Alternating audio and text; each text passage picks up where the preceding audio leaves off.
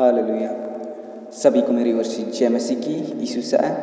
आज की सुबह की प्रार्थना में हम आप लोगों को बहुत त्याग से स्वागत करते हैं। सचमुच में परमेश्वर का धन्यवाद करें, परमेश्वर की स्तुति और महिमा करें। परमेश्वर का जीवित वचन पर हम लोग जाएंगे। आज का जो भी वचन हम लोग पाए जाते हैं मरकुस रचित सुसमाचार उसका 11 अध्याय से हम लोग देखेंगे, कुछ वचन अध्ययन करेंगे, क्योंकि हम लोग छोटा सा प्रेयर भी करते हैं। इसी कारण से वचन आप लोग पूरा देख लीजिएगा। जो भी वचन आज का जो हम लोग पाए जाते हैं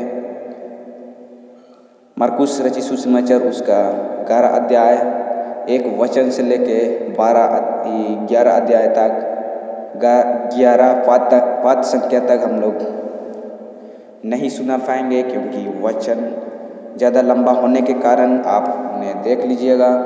परमेश्वर का जीवित वचन कुछ हम लोग अध्ययन करेंगे और उनसे हम लोग उसका रहस्य के बारे में कुछ जानेंगे। सचमुच में परमेश्वर का जीवित वचन इस प्रकार कहता है। मरकुस रचित सुसमाचार उसका 11 अध्याय 1 वचन कहता है, जब वो यरूशलेम में निकट जैतून पहाड़ पर बैतफगे और बैतनिया के पास आए तो उसने अपने चेलों में से 2 को या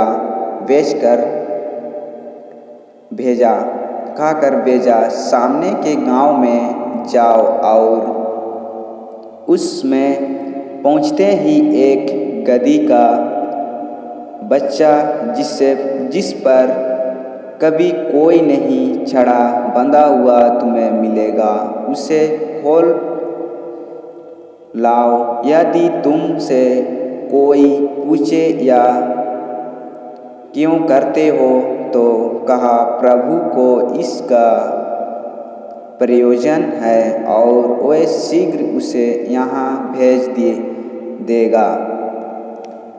सचमुच में यहाँ पर परमेश्वर का जीवित वचन मरकुस कहता है कि यरूशलेम के निकट जैतून पहाड़ के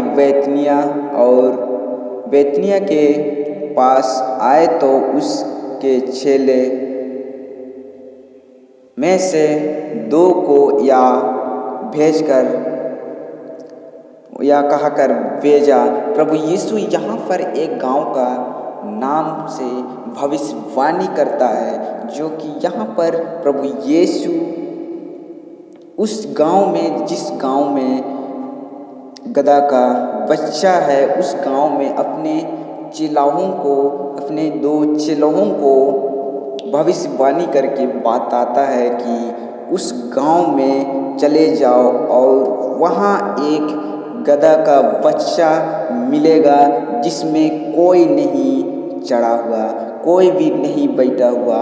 उस गधे का बच्चे को तुम ले आओ, कहता है। जब इस भविष्यवाणी की बातों को सबने सुना और दोनों, वही जो प्रभु यीशु का चेला, दोनों उस गांव में चले जाते हैं गधा की बच्चे को लाने के लिए।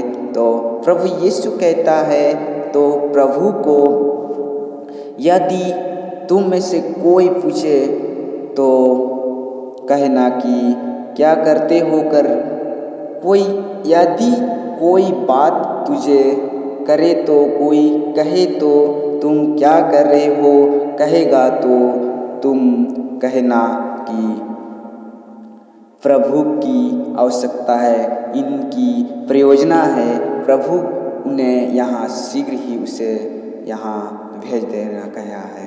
इसलिए यहाँ पर परमेश्वर का जीवित वचन यहाँ पर हमें बताता है कि एक दूसरे गांव का स्थान के लिए प्रभु यीशु यहाँ पर भविष्यवाणी करता है और वैसा का वैसा ही हो गया।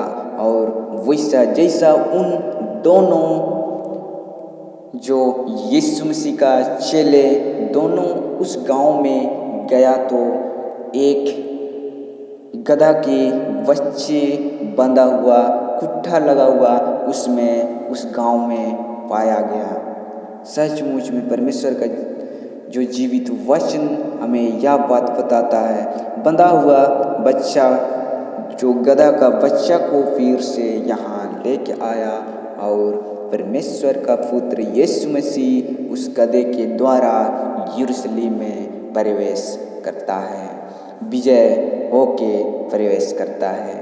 सचमुच में परमेश्वर की धन्यवाद हो आज का सुंदर नया दिन के लिए, आज का नया सुंदर सुबह के लिए परमेश्वर का धन्यवाद करें। आज के नया संडे के लिए परमेश्वर का धन्यवाद करें। पवित्र आत्मा हर एक परिवार में आशीष करने पाए। आज के नए दिन के लिए पिता परमेश्वर को धन्यवाद करें। हालेलुया। राजाओं का राजा, प्रभुओं का प्रभु, सेनाओं का सेना यहोवा परमेश्वर, हम तेरा धन्यवाद करते हैं। पर प्रभु जी आज का नया सुंदर समय में प्रभु आपने दिखाया, हर एक भाई बहनों को प्रभु हम आपका हाथ में सौंपते हैं। धन्यवाद देते हैं। सारी बातों को प्रभु हम आपका हाथ में सौंपते हैं। हमारी सारी प्रार्थना निवेदन परमेश्वर का पुत्र यीशु मसीह का नाम से मांगते हैं। दया से सुनिए, स्वर्ग राज्य में ग्रहण कीजिए। आमीन। सभी को मेरी ओर से जय मसीह की। यीशु से अगर आप पहली बार है तो आप हमारे YouTube चैनल को लाइक और सब्सक्राइब जरूर करिए। परमेश्वर का जीवित वचन आपका परिवार और आपका जीवन में काम करने पाए। सो परमेश्वर आप सबों को बहुत त्याग से इन वचनों के द्वारा से आशीष मिले।